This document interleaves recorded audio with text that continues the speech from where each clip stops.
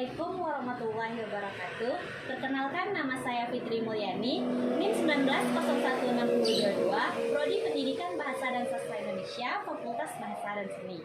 Di sini saya akan menjelaskan materi tentang cerpen untuk memenuhi mata kuliah Apresiasi Prosa Fiksi Indonesia. Cerpen. Pengertian cerpen. Cerpen adalah karangan pendek yang berbentuk prosa. Dalam cerpen dipisahkan sepenggalan kehidupan pokok yang penuh pertikaian, peristiwa yang mengharukan atau menyenangkan, dan mengandung kesan yang tidak mudah dilupakan.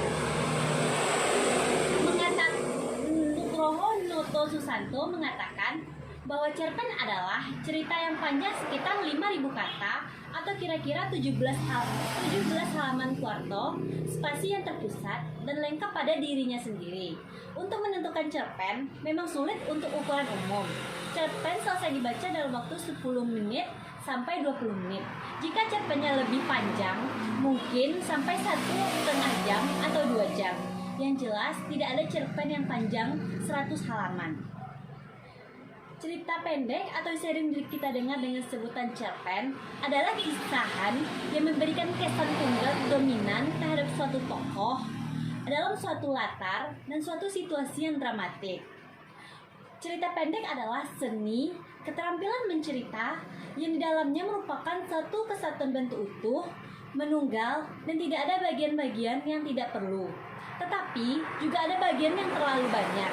Semuanya pas, integral, dan mengandung suatu arti. Berdasarkan pendapat tersebut, dapat disimpulkan bahwa pengertian cerpen adalah cerita fiksi, rekaan yang mengisahkan tokoh dan karakternya, serta memiliki cakupan ide tunggal. Cerpen memiliki ciri-ciri sebagai berikut. Cerita fiktif atau rekaan, pokok cerita berfokus kepada suatu aspek sehingga cerita menimbulkan kesan tunggal. Mengungkapkan masalah terbatas pada hal-hal penting saja, menyajikan peristiwa dengan cermat dan juga luwes jelas. Berdasarkan bentuk atau jumlah katanya, ceritanya pendek atau singkat. Namun, ciri esensial pada suatu cerpen bukanlah pada panjang pendek cerita, tetapi pada isi atau masalah yang dikemukakan di dalamnya. Identifikasi sebuah cerpen adalah sebagaimana tercantum di bawah ini, yaitu ciri utama cerpen adalah bercerita dengan peristiwa, pengalaman atas khayalan dalam bentuk narasi. Bahasa cerpen yaitu tajam, sugestif, provokatif, atau menarik perhatian. Tokoh yang ditampilkan hanya sedikit, berkisaran 1-3 orang, hanya menceritakan satu peristiwa atau satu persoalan kehidupan. Yang kedua, unsur-unsur cerpen. Struktur cerpen membangun cerita pendek dibentuk oleh 2 unsur, yaitu unsur ekstrinsik dan unsur intrinsik. Yang pertama, unsur intrinsik, yaitu tema. Tema yaitu gagasan, ide, pikiran utama yang digunakan sebagai dasar dalam menulis cerita. Banyak sekali persoalan yang dapat disajikan tema dalam sebuah cerita. Adapun langkah-langkah dalam memahami tema: memahami setting atau latar dalam cerita, memahami penokohan, memahami setiap peristiwa dalam alur, menyimpulkan pokok-pokok pikiran dari peristiwa-peristiwa dalam alur, menentukan sikap pengarang terhadap tokoh yang dimaksud, serta mengidentifikasi tujuan serta sikap pengarang dalam cerita pendek yang ditulis. Yang alur. Plot atau alur adalah pola pengimbangan cerita yang berbentuk oleh hubungan sebab akibat. Alur terbagi 2, yaitu alur maju dan alur mundur. Alur maju disebut dengan alur progresif atau alur cerita yang bergerak secara kronologis atau menurut urutan waktu kejadian. Sedangkan alur mundur disebut juga alur regresif, yaitu alur cerita yang dimulai dari bagian klimaks dan atau tengah cerita, kemudian bergerak mundur ke awal kejadian untuk menjelaskan kronologi kejadian tersebut. Setting atau latar mencakup tempat, waktu, suasana yang digunakan dalam uraian cerita tersebut.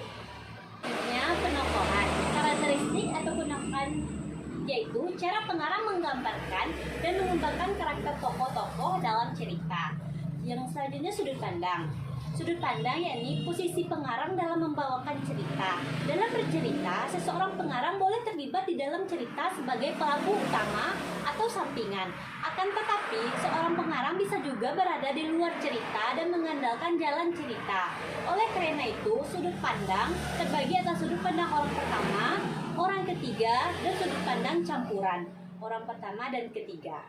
Sudut pandang orang ketiga terbagi atas dua. Yang pertama, orang ketiga sebagai pelaku utama, artinya pengarang itu sendiri yang diceritakan dan menjadi fokus cerita. Yang kedua, orang pertama sebagai pengamat. Maksud pengarang bertindak sebagai pengamat, namun berada dalam cerita. Dalam sudut pandang orang pertama, kata ganti yang digunakan adalah saya, aku, atau sejenisnya, sehingga disebut juga sebagai gaya akuan. Yang kedua, selanjutnya gaya bahasa. Gaya bahasa yaitu unsur-unsur bahasa yang dapat membangun atau menciptakan teknik bercerita yang khas. Gaya bahasa dalam bercerita digunakan pengarang untuk membangun jalannya cerita dalam pemilihan diksi. Amanat. Amanat atau pesan merupakan ajaran moral, etika, estetik, dan sebagainya, atau pesan yang disampaikan disampaikan pengarang kepada pembaca melalui karyanya. Selain tema, satu cerita fiksi tentunya mengandung amanat bagi para pembaca dan para penikmatnya. Amanat, pengarang ini terdapat secara implisit atau eksplisit di dalam karya sastra. Implisit misalnya disiratkan dalam tingkah laku tokoh-tokoh bercerita, sedangkan eksplisit jika pada tengah atau akhir cerita pengarang menyampaikan pesan-pesan, saran, nasihat, pemikiran, dan lain sebagainya. Yang selanjutnya, unsur ekstrinsik. Unsur ekstrinsik cerpen atau novel adalah unsur atau faktor yang berada di luar cerpen namun berkaitan dalam cerpen tersebut, yang seperti latar belakang pengarang, seperti pendidikan, kondisi, keluarga, jenis kelamin, usia, dan sebagainya.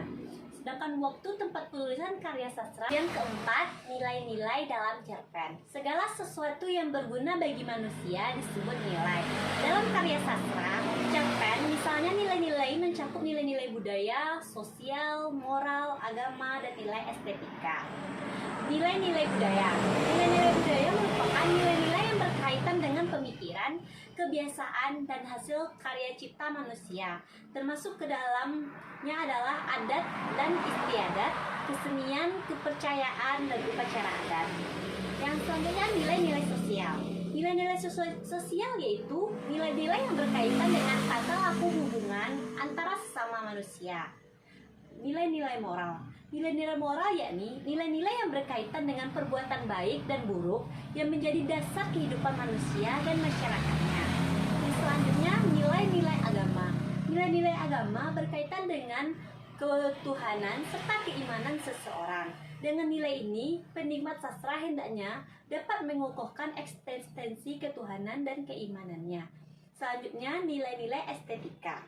Nilai-nilai estetika adalah segala sesuatu yang berkaitan dengan seni dan keindahan.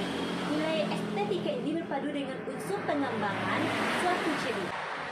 Yang kelima, jenis-jenis cerpen. Yang pertama yaitu cerpen pendek. Cerpen pendek yakni cerpen yang panjang berkisaran antara 500 sampai dengan 700 kata. Yang kedua, cerpen sedang. Cerpen sedang yaitu cerpen yang panjangnya berkisaran di atas 700 kata sampai dengan 1000 kata. Dan yang ketiga, cerpen panjang. Cerpen panjang adalah cerpen yang panjangnya di atas 1000 kata. Selain mempunyai nilai-nilai yang dimaksud bagi kehidupan, cerpen juga mempunyai daya tarik tersendiri. Daya tarik sebuah cerpen bisa dipengaruhi oleh berbagai hal, seperti halnya ketertarikan pada seseorang yang bisa disebabkan oleh penampilan, tutur kata, kepintaran, keluarga, dan kekayaannya. Yang keenam, apresiasi cerpen. Pengertian apresiasi menurut Kamus Besar Bahasa Indonesia adalah penilaian baik, penghargaan, misalnya terhadap karya sastra atau karya seni. Apresiasi berasal dari bahasa Inggris appreciation yang berarti penghargaan yang positif. Sedangkan pengertian apresiasi adalah kegiatan mengenali, menilai, dan menghargai bobot seni atau nilai seni. Biasanya, apresiasi berupa hal positif, tetapi juga bisa yang berdampak negatif. Sasaran utama dalam kegiatan apresiasi adalah nilai suatu karya. Secara umum, kritik berarti mengamati, membandingkan, dan mempertimbangkan. Tetapi, dalam memberikan apresiasi, tidak boleh berdasarkan pada suatu ikatan teman atau pemaksaan. Pemberi